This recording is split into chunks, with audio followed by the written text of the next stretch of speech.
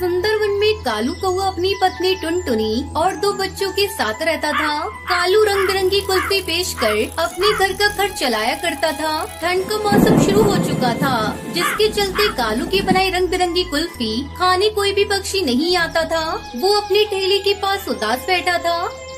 क्या करूं, कुछ समझ में नहीं आ रहा है। ठंड इतनी बढ़ गई है कि कोई बर्फ कुल्फी खाना ही नहीं चाहता। ऐसे ही कुछ दिन चलता रहा तो मैं रोड पर आ जाऊंगा। घर में पत्नी और बच्चे का खर्च अब मैं कैसे पूरा करूंगा।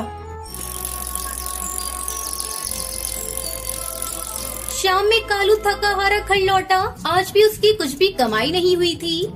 तब तक आप लोग कमेंट पे बताएं 123 - 89 कितने होते हैं।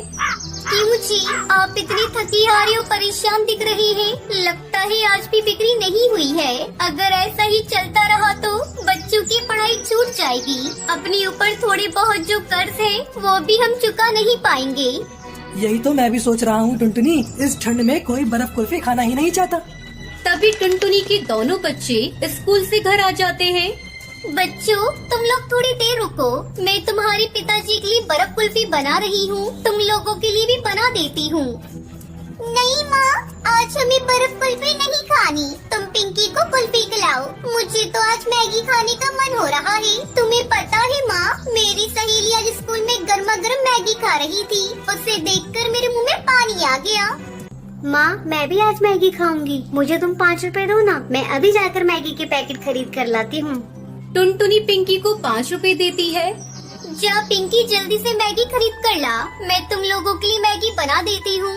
थोड़ी देर बाद टुनटुनी बच्चों को मैगी बनाकर देती है। बच्चों को मैगी खाते देखकर टुनटुनी अपने पति से कहती है, सुनते हो जी, आजकल बच्चे और बड़े सभी मैगी खाना पसंद करते हैं। तुम भी बर्फ कुल्फी की जगह गर्मा गर्म मैगी बेचना शुरू कर दो।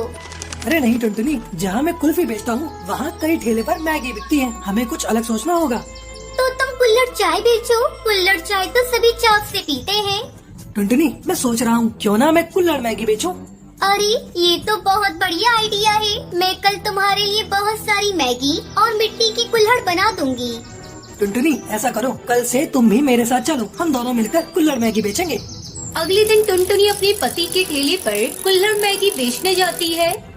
आइए आइए, गर्मा गर्म कुल्हड़ मैगी खाइए। मुंबई की मशहूर कुल्हड़ मैगी आपके जंगल में पहली बार बिकने के लिए आई है। टुनटुनी की आवाज सुनकर कुछ पक्षी टुनटुनी के ठेले पर आते हैं। अरे बहन, मैंने तो पहली बार कुल्हड़ मैगी का नाम सुना है। जरा मुझे और मेरी दोस्त को कुल्हड़ मैगी खिलाइए। टुनटुनी अपने दोनों ग्राहकों को कुल्हड़ मैगी खाने के लिए देती है। अरे वाह, इस मैगी का तो कोई जवाब नहीं। इसका स्वाद तो बहुत अच्छा है।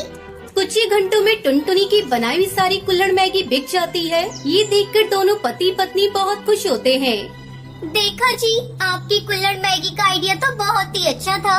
कल से हमें और ज्यादा कुल्हड़ मैगी बनाने का सामान खरीद कर लाना होगा।